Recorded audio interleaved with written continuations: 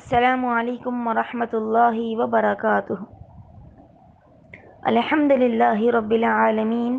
والصلاة والسلام علی سید المرسلین وعلی آلہ واصحابہ اجمعین، اما بعد۔ معزز سامعات، پچھلے درس میں ہم قرآن مجید پر اور اسلام پر جو اعتراضات کیے جا رہے تھے اس کا ذکر کر رہے تھے، جس میں ہم نے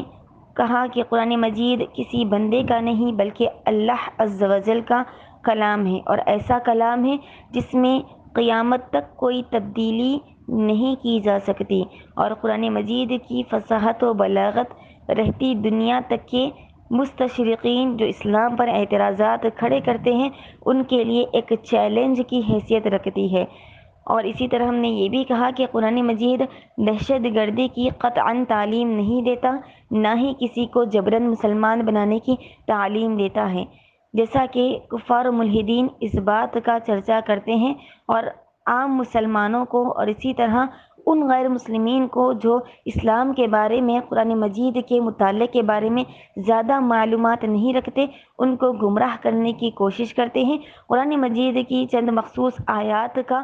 حوالہ دیتے ہوئے بتاتے ہیں کہ یہ دیکھو، یہ ان کا قرآن ہے، یہ مسلمانوں کا محمد کا لایا ہوا وہ قرآن ہے جو کافروں کو مار دینے کا حکم دیتا ہے، اس طرح سے دہشت گردی پھیلانے کا حکم دیتا ہے، نعوذ باللہ، الزامات لگاتے ہیں۔ ہم ان الزامات کا جائزہ لے رہے تھے اور آیات وغیرہ کو ذکر کر رہے تھے۔ اب ہم آگے بڑھتے ہیں۔ قرآن مجید میں جنگ کی اجازت ظلم و جبر کے خاتمے کے لیے دی گئی، نہ کہ فتنہ و فساد اور دہشت گردی پھیلانے کے لیے۔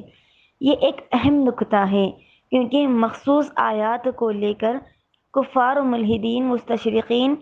دنیا بھر میں مسلمانوں کو بدنام کرنے کی کوشش کرتے ہیں۔ یاد رہے، قرآن مجید میں جہاد کی اجازت ظلم و جبر کے خاتمے کے لیے دی گئی۔ اس کی سب سے واضح مثال ان آیات میں ہے: اذن للذین یقاتلون بانہم ظلموا وان اللہ علی نصرہم لقدیر الذین اخرجوا من دیارہم بغیر حق الا ان یقولوا ربنا اللہ۔ جن سے کافر لڑتے ہیں انہیں بھی لڑنے کی ان سے اجازت دی گئی، اس لیے کہ ان پر ظلم کیا گیا، اور بے شک اللہ تعالیٰ ان کی مدد کرنے پر قادر ہے۔ وہ لوگ جنہیں ناحق ان کے گھروں سے نکال دیا گیا صرف یہ کہنے پر کہ ہمارا رب اللہ عز و جل ہے۔ ان آیات کو آپ غور کریں گے تو معلوم ہوگا مسلمان جو اسلام لائے تھے اور اللہ عز و جل کو اپنا رب مان رہے تھے، ان مسلمانوں کو مکہ سے کفار نے بے یار و مددگار ہجرت کرنے پر مدینہ کی طرف مجبور کر دیا۔ جب وہ چھپتے چھپاتے مدینہ پہنچے تب بھی ان کو چین نہ آیا، اور وہاں پر بھی ان کی نیندیں حرام کرنے کے لیے سازشیں کرنے لگے۔ تب اللہ عز و جل نے مسلمانوں کو بھی اجازت دی کہ جس طرح یہ تم کو قتل کر رہے ہیں، تم سے لڑائی کر رہے ہیں، لہٰذا تم بھی ان سے لڑائی کرو، ان کے آگے ہتھیار نہ ڈالو بلکہ ان سے جہاد کرو، اور اس لیے کیونکہ یہ لوگ تم کو اس زمین سے مٹانا چاہتے ہیں، اور تمہارا جرم کیا ہے؟ صرف یہی جرم ہے کہ تم نے اللہ عز و جل کو اپنا رب مانا ہے۔ تو ان آیات میں مسلمانوں کو جہاد کی اجازت دی گئی ظلم و جبر کے خاتمے کے لیے، اور نمبر 2، خود اپنا بچاؤ کرنے کے لیے۔ اپنے بچاؤ کے لیے بھی اللہ عز و جل نے اپنی جان کی حفاظت کے لیے بھی جہاد کی اجازت دی۔ اور یاد رہے، آیت قتال کا تعلق حالت جنگ سے ہے۔ جو کفار و مشرکین مسلمانوں کو بدنام کرنے کے لیے قرآن مجید کی چند آیات کے حوالے دیتے ہوئے، جیسا کہ سورہ محمد آیت نمبر 4 کا اکثر و بیشتر حوالہ دیا جاتا ہے کہ دیکھو یہ کیسا قرآن ہے جو دہشت گردی کو پھیلا رہا ہے، کافروں کی گردنیں مارنے کا، ان کو قیدی بنا دینے کا حکم دے رہا ہے، ان سے ٹیکس لینے کا حکم دے رہا ہے، اس طرح سے قرآن مجید کی آیات کا حوالہ دیتے ہوئے بدنام کرتے ہیں۔ قرآن مجید کی آیت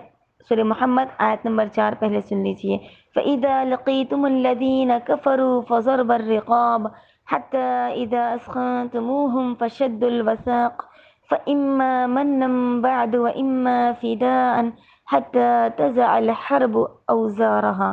یہ آیت اکثر و بیشتر کفار و ملحدین پیش کرتے ہیں۔ یہ آیت، اس کا ترجمہ سن لیجئے۔ بس جب تم ان کے مقابل ہو جو کافر ہیں تو ان کی گردنیں مارو، یہاں تک کہ جب تم ان کو خوب پست کر دو تو ان کی مشکیں کس لو، یعنی ان کو قیدی بنا لو، یا پھر اس کے بعد احسان کر کے ان سے صرف تاوان لے لو، یعنی کہ فدیہ یا ٹیکس لے لو، یہاں تک کہ لڑائی والے دن وہ اپنے ہتھیار ڈال دیں۔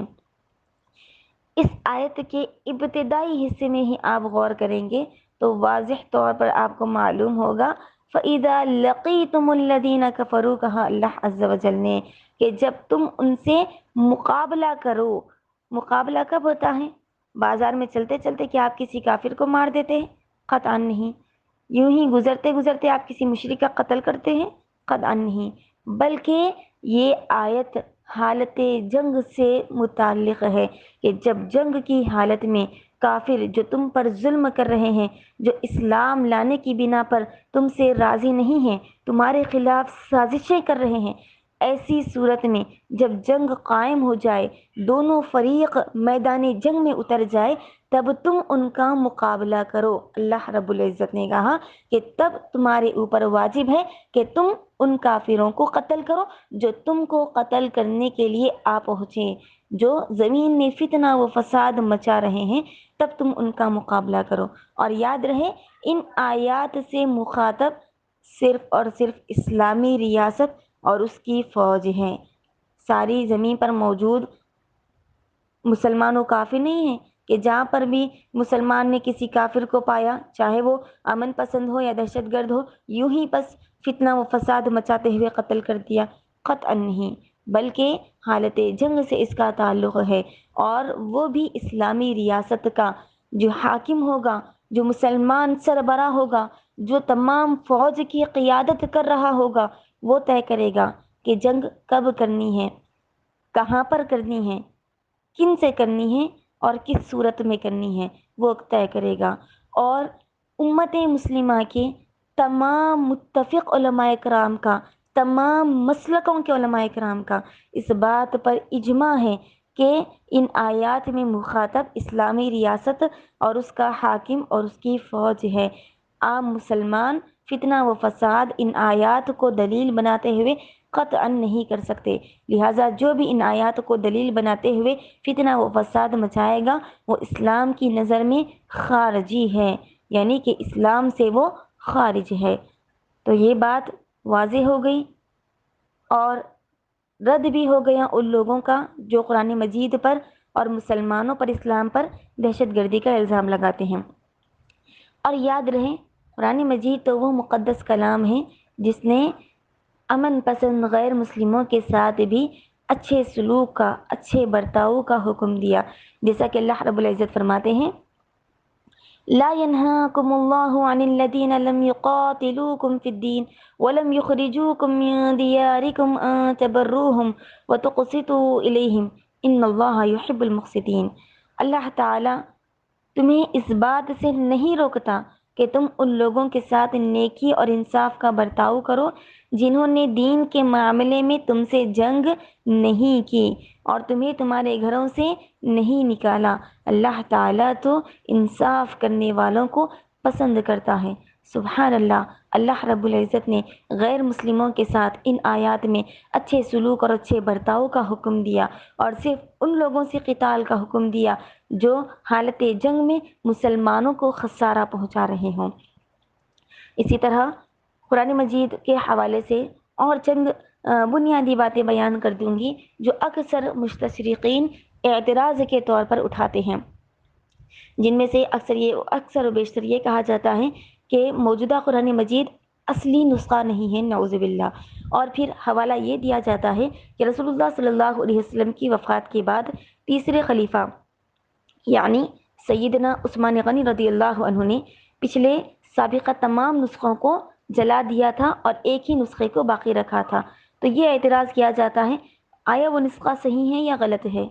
یعنی کہ صحیح بھی ہو سکتا ہے، غلط بھی ہو سکتا ہے۔ اس طرح کا شبہ لوگوں کے ذہنوں میں پیدا کرنے کی کوشش کی جاتی ہے۔ آئیے ہم اس کا رد کرتے ہیں۔ یہ تصور ایک غلط تصور ہے کہ عثمان رضی اللہ عنہ نے تمام نسخوں کے مقابلے میں صرف ایک ہی نسخے کی توثیق و تدوین کی اور پھر اس پر ہی اتفاق ہوا، یعنی کہ عثمان رضی اللہ عنہ نے اس کی توثیق کی، یہ بات غلط ہے۔ یہ بات صحیح ہے کہ عثمان رضی اللہ عنہ نے نسخوں کو جلا دیا تھا جن میں کچھ تضاد تھا، اعراب کا، کچھ قرأت کا، اور پھر کچھ فتنہ و فساد اٹھنے کی ہر طرف سے جب ان کو وہ آ رہی تھی تو انہوں نے اس طرح سے فیصلہ کیا۔ لیکن یاد رہے یہ بات کہ انہوں نے توثیق کی سراسر غلط ہے، کیونکہ نبی صلی اللہ علیہ وسلم پر جب بھی وحی نازل ہوتی تھی، آپ علیہ السلام کیونکہ امی تھے، لکھنا پڑھنا نہیں جانتے تھے، تو چند صحابہ کرام کو آپ نے مقرر کیا تھا، جیسا کہ سیدنا معاویہ رضی اللہ عنہ ہیں، سیدنا زید بن ثابت رضی اللہ عنہ جیسے بڑے بڑے صحابہ کرام ہیں جو کاتبین وحی میں شامل تھے۔ ان کو آپ علیہ السلام نے اس کام پر مقرر کیا تھا کہ جب بھی وحی نازل ہو، رسول اللہ صلی اللہ علیہ وسلم زبانی اس کو بیان فرماتے تھے، اور یہ صحابہ کرام بیٹھ کر اس کو چمڑوں پر اور ہڈیوں پر جو چوڑی چوڑی اونٹ کی وغیرہ ہڈیاں ہوتی ہے اس پر، اور اسی طرح ایسے چمڑوں پر جو اونٹ کے کوہان سے بنے ہوئے ہو، یعنی کہ بڑی بڑی چیزوں پر، اور اسی طرح چپٹے پتھروں پر اس کو لکھ دیتے تھے، حتیٰ کہ درخت کے جو پھیلے ہوئے بڑے بڑے پتے آتے تھے اس پر بھی اس کو، یعنی کہ جو چیز ان کو میسر آتی تھی اس پر بہرحال لکھ دیتے تھے۔ اور اس طرح تمام الگ الگ چیزوں پر قرآن مجید بالکل ویسے ہی محفوظ تھا جیسے اللہ عز و جل کی جانب سے آیت و آیت نازل ہوا، سورہ بسورہ نازل ہوا۔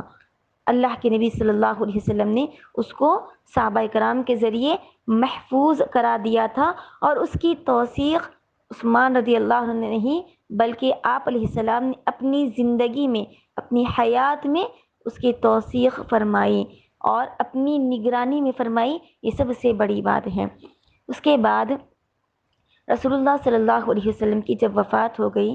تو الگ الگ جگہ یہ نسخے جو بکھرے ہوئے تھے، یہ کاغذات، یہ ہڈیاں جس پر قرآن مجید لکھا ہوا تھا، یہ درخت کے پتے، چمڑے وغیرہ، اس کو ابو بکر صدیق رضی اللہ عنہ نے ایک جگہ جمع کیا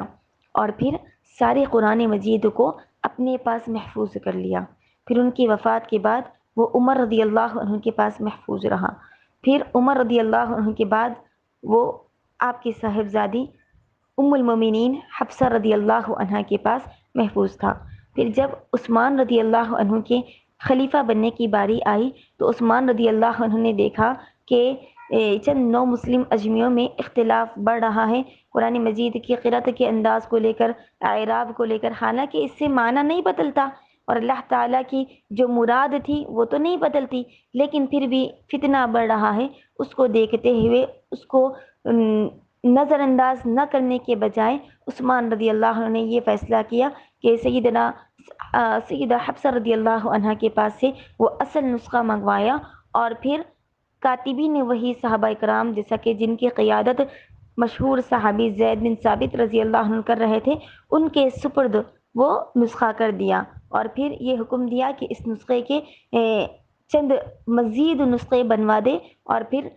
اس کے بعد انہوں نے تمام جو مسلمانوں کے بڑے بڑے مراکز تھے، عراق، حجاز وغیرہ، ان میں ایک ایک نسخہ یہ بھجوا دیا، اور پھر تمام لوگوں سے گزارش کی کہ جن کے پاس پچھلا قرآن مجید کا کچھ بھی حصہ موجود ہو اس کو جلا دے، بلکہ عثمان رضی اللہ عنہ نے تو صحابہ کرام کے پاس سے خود بنفس نفیس وہ نسخے منگوائے اور پھر اس کو آگ لگا دی تاکہ فتنہ و فساد نہ بڑھے، اور پھر ایک اصل نسخہ جو محفوظ تھا، جس کی توثیق خود نبی کریم صلی اللہ علیہ وسلم نے اپنی زندگی میں کی تھی، اس کو باقی رہنے دیا۔ اور اسی طرح قرآن مجید کے اعراب کو بھی لے کر کچھ اجمی گمراہ ہوتے ہیں کہ یہ اعراب تو بات کی ہے، بات کی پیداوار ہے، جیسے اللہ تعالیٰ نے نازل کیا تھا وہ اس پر اعراب نہیں تھا وغیرہ، تو یہ بھی ایک غلط بات ہے، بلکہ یہ تو صرف مسلمانوں کی، اجمی مسلمانوں کی سہولت کے لیے بعد میں لگایا گیا، اور پھر